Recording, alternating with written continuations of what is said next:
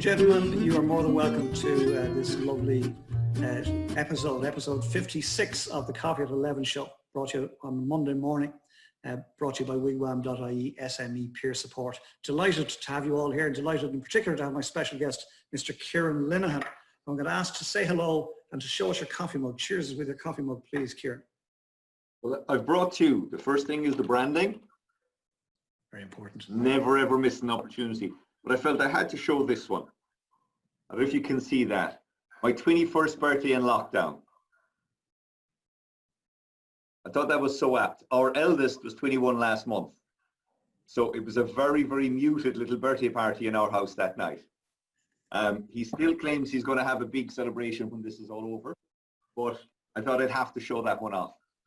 Wonderful, and we wish him a very happy birthday. Well done. That's the first Bula bus of the show. Beautiful, and I see Tim Kelly started the Bula bus there from the Midlands on that one. Present will pass, let's look to the future. Great stuff. Kieran, I'm really loving this. I'm loving the fact that this little show in our little cafe has attracted an international audience, but most importantly, it's attracted great people like you who come in and share your perspective, because we all learn from that. We all learn from everybody else's perspective. So just wonderful stuff. We are going to go to Q&A from the floor in just a moment. But before we do, Kieran, I ask every guest for one tip. Can I ask you, please, what one tip would you give to your nearest and dearest? You'd get through COVID, come out the far side in best shape by doing blah. What's the blah for Kieran Linehan, please? I could probably give you 3 or 4. I'll give you my last one at the end. The first thing is go easy on ourselves. Stop beating ourselves up. This will pass. Celebrate every little victory.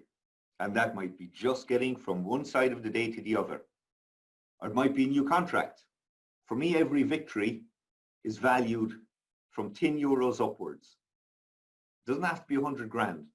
When somebody rings me personally and says, I want Safe Pass, or I want a manual handling course, that's as good to make that sale, because that's what I started at. It's as good to make that sale. It's the kick that keeps one going. Do the homework. Do your research. And when you're happy, go for it. Whatever it is in your world, go for it. Never miss an opportunity. You can see my branding over the side here. Matthew, our marketeer, who's with us since 2006, is not on the call, but never miss the opportunity. Put that card in somebody's hand. Get that email out to them. And as Padraig said last Friday, I think it was, Thursday or Friday, always, always keep in touch with your 20%. That 80-20 on your Pareto principles. Who are the 20% of your clients who are giving you most of your work? Stay in touch with them. Keep that relationship going, because business is about relationships. So build the relationship first and then build the business next. Last thing, never ever give up. That's my final bit. Never ever give up.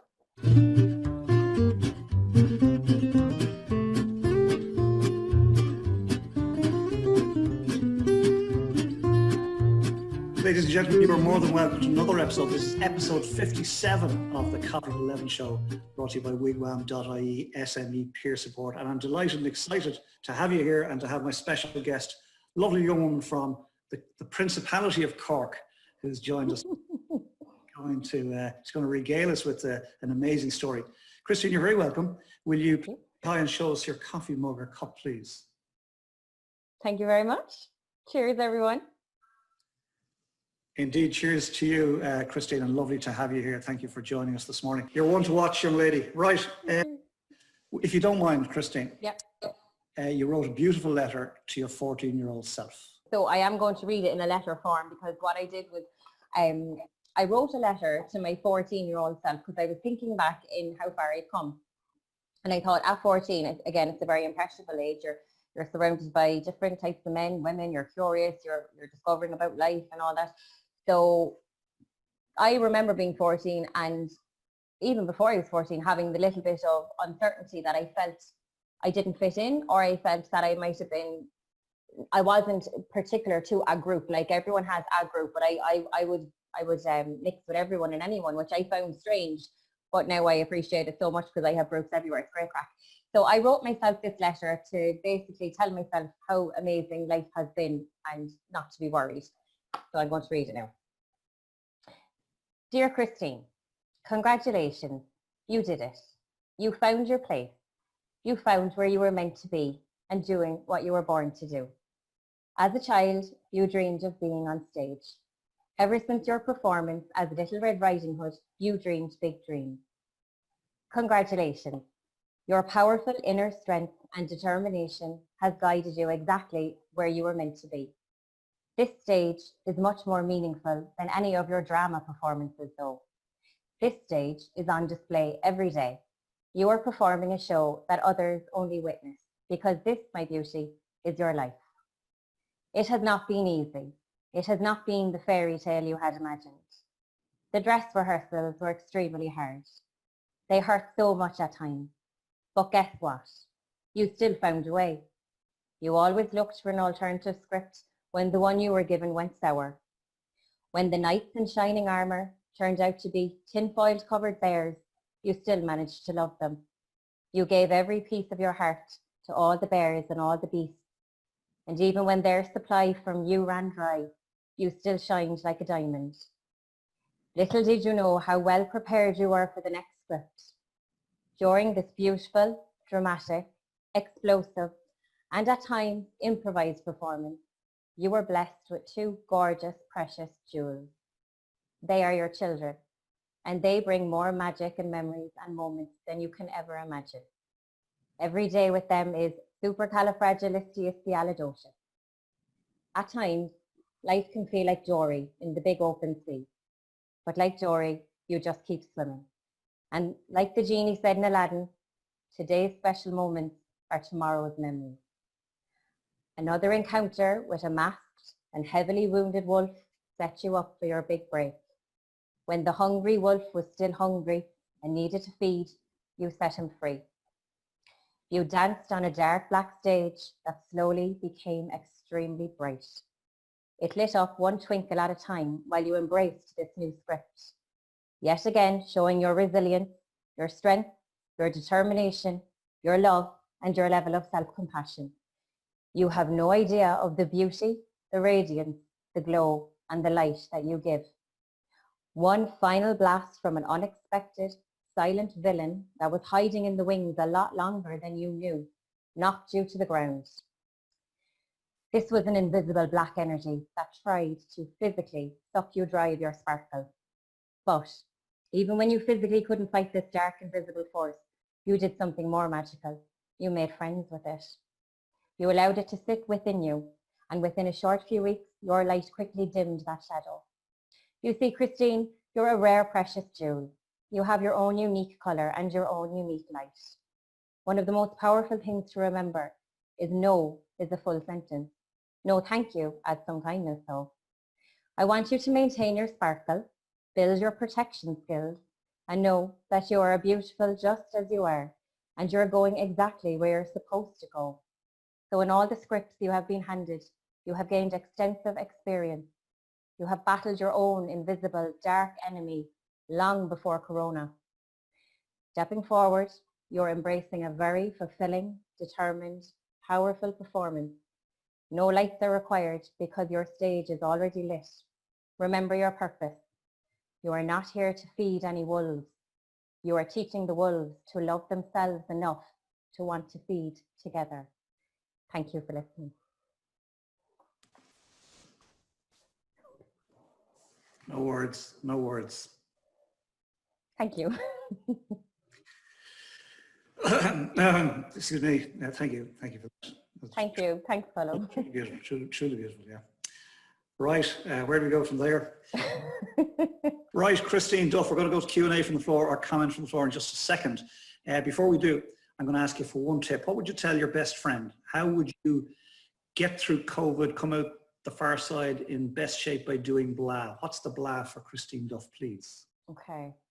I would probably tell my best friend, listen to your gut, say no, and just know that you cannot change anyone unless they want to change themselves.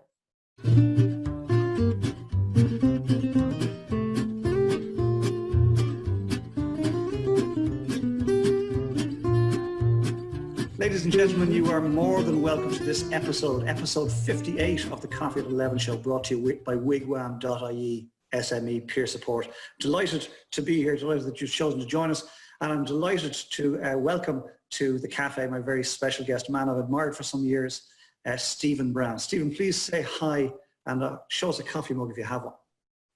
Hello everybody, thanks for being here. Nice to meet you all. Thanks for having me, Colin. Oh, indeed, it's my pleasure. It's my pleasure, Stephen. Yeah, well said. I do think I would probably share a view, and many people in the cafe would as well, that there'll be repercussions, societal repercussions after all this lockdown. A term, physical distancing, was mooted at one point, but it just never caught on. Social distancing has remained, even though it's more about physical distancing to keep us safe. Look, lovely journey. I thank you for sharing the fact that you grieved. Whole idea here in the Coffee at 11 show is to get people in to be real about what's going on for them, so that other people can hear it and say, you know what, I'm okay. So if Stephen grieved, my grieving was okay too. And then you got into a space where you relaxed into it. Dare I say, it will be what it will be, and you know you'll be fine. You know you'll be fine over time. So well done you. Going to go to Q&A, if I may, Stephen, from the floor, or comment perhaps from the floor in a moment, if that's okay. But I'm going to ask you, before I do, as I ask every guest, for one tip. What would you tell your nearest and dearest or your best friend? You will get through COVID and come out in great shape the far side, or in as good shape as you can the far side, by doing blah. What's the one blah for Stephen, please? Self-care. It's very simple. Self-care. Self-care looks very different for all of us, and you know, there's lots of gurus and teachers and all sorts out there telling you do this or do that, and no, do what's good for you, and that'll help.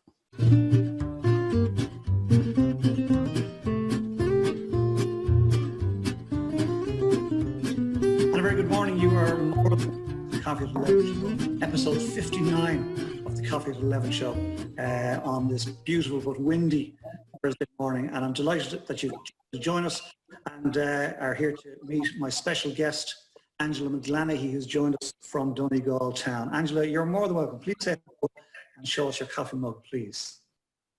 Good morning. I love it. You started the sort of career journey that we're saying. I was in a factory and I was average and, you know, unremarkable. There's nothing average about you, young lady, right? You are more beyond average. You are way above average, and you are absolutely remarkable. So you keep going, yeah? Thank you.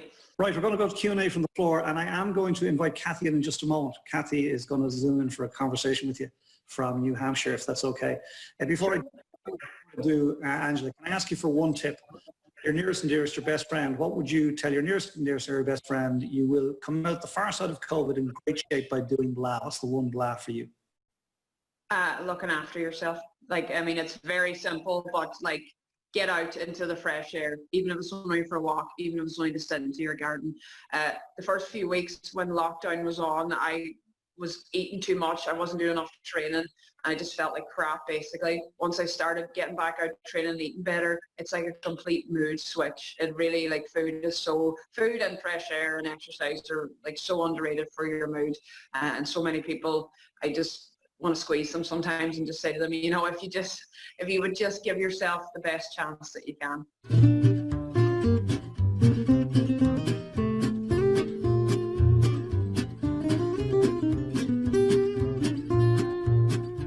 Good morning, one and all, and you're very welcome to episode 60 of the Coffee at 11 show on this windy and grey morning here in Ireland, and delighted to have you here. Thank you for being here. In particular, I want to thank Paddy O'Connor, a friend of mine, a guy I've known for several years, a guy who I admired for several years. I'd like to welcome you, Paddy, to the Coffee at 11 show, brought to you courtesy of wigwam.ie SME peer support. Paddy O'Connor, come in and say hello and show us your coffee mug, please. Hi everybody. Pleasure being here. And Paddy, indeed, it's our pleasure. Come here, an absolute pleasure having you here in the cafe to join us today, Paddy. Thank you. Can I share one story? Please. It'll be 2 minutes, because I've probably given a little bit of doom and gloom, and I don't want to, because it's wonderful. There's far more pluses than there is negatives. I had a little girl called Priscilla in my first in Tunza Children's Orphanage. She came to us at 11 years of age. She was doing her leaving cert about 4 years ago. It's not leaving cert. She was 17 and we had her in a boarding school. And this is where Roisin comes in. She gets time to sit and talk to them. I'm trying to build something or put a biogas. Roisin sits and talks. And her and Priscilla had a lovely contact with each other. And she asked Priscilla what was her story. How did she come to be in Tunses? And she said, Mum and Dad, she calls us Mum and Dad. She said, I don't know if I'm an orphan or not. And I go, what do you mean you don't know? Well, she said back in 2009, there was an election in Kenya, and two parties came together, didn't believe that one had lost and one had won, and went at it. And the big thing in Kenya is your tribe. You can be a Kikuyu, you can be a Luo, you can be a Maasai. The tribe is everything. And they slaughtered each other. Overnight, they went mad at each other. It went on for nearly 15 months, and little Priscilla was 11, and she was down in the local village with her mum and her brother and sister, and it went off. And she got separated. The mother fled one way, and she happened to go the other way. And she ended up in an IDP camp, an internally displaced persons camp, the plastic, and through a lady ended up in Tunses and was with us for nearly 6 years was with us, 5.5 years, from 11.5 up to 17. And that's where she was. She was in school. She didn't know anything. And Roisin said to me, Paddy, we have to do something. And I said, she said, what are we going to do? So we flew over, the two of us, 1 week in November. We took this little girl out of school. Now, Edwina at this stage was with us, and her husband, Timothy. She wasn't happy about taking her out of school because she was doing her leaving cert this particular Saturday. We got into our van and we drove for 4 hours to a place called Loughborough. It's a place of tea plantation area. We got out of the van and Priscilla had a Roisin's hand, and she pointed down this hill and said, that's where I used to live, but there was nothing there. And I went to the gates of this little tea plantation factory, and in my pidgin Swahili asked this man, did he ever hear of this girl?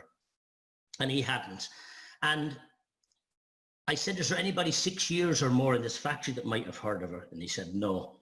And this is, God is my judge. There was two little boys standing against a wall beside us, about 6 years of age and maybe 8. And one of them called me Mzungu Mzee, which is an old white man. I was really browned off with that, I must admit. But he said, we know this lady. And I said, what? He said, we know her. And I looked at Roisin and I thought, what have we got to lose? Let's follow these two kids. So they took us up this road and across this tea plantation. It was a beautiful area. And a little boy came running down towards us, about 7 years of age, with a milk can. And we stopped, and he was Priscilla's brother. He'd been 1.5 years when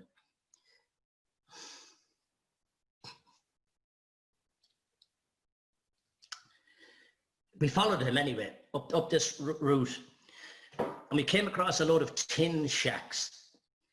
And I knocked on this tin door and I walked in, and there was a woman inside with a fire inside, twigs with a blanket over where they were sleeping, and her 3 children. And I said, Jina langu ni Paddy. My name is Paddy. I have a girl here. And Priscilla burst past us and we found her mother. And I started to cry. Roisin will tell you, we just sobbed. It was like somebody had released a pressure valve on the back of her neck. Because I was thinking, what am I doing here? What are we doing taking this child who hasn't found her parents, her mother in 5 years, in 49 million people to try and find her mother? I walked away and I went down to the local shop, tin shack, and bought some milk and tea and brought it back up. And we sat for an hour, and her mother said to us, we had a name of a neighbour, and his name was, say, Johnny. And I said, who was this man, Johnny? And she said his wife, was a clairvoyant basically. And his wife told her that if she prayed every day, a man would come to her door with her child. And after an hour, she let us take that child away and put her back into school. Can you imagine an Irish mother finding her child after 5.5 years? And Priscilla's a nurse now. And she's the most wonderful little girl. She looks after the family. She's become the head of the family. But that's how much Roisin Kelly means to me. She was the... Bula bus. Sorry. No, don't be sorry. Don't be sorry. I'll be honest and say I was a bit cruel there because I let you cry on camera, because otherwise if I came in, I'd be crying. There was. I see Princess Shelley dabbing the tears away. It's only the second time that's happened on the show. Roisin Kelly, you're a special woman. You're choosing to stay off camera. I think you're welcome to pop in if you wish. And but you mean a lot to this man, that's for sure. Right. And Paddy O'Connor says to me, when I asked him would he come on the show, he said, I don't know what I've got to say. All you got to do is tell the story, and you've done that. Right, you've got a ton of people here, and more who hear and see this. Eamon has put the links into CAR project websites and whatnot on the and social media platforms in the chat, so feel free please to check. I just wanted to bring the last one in because just to show that we have an awful lot of positives. Like we've had students that have excelled, we've had and I should also say that we as a people, Irish people, are wonderful. There's nobody like us for giving, for an open heart, for like to give their children to us to take to Africa. And we respect those teenagers because we really truly involve them. You know, they paint murals for us. And you'd be surprised how many kids come back and want to sponsor a child or something over in the centre. So I have to say that sometimes it's easy to run ourselves down, but as Irish people, I think we're a pretty exceptional race of people.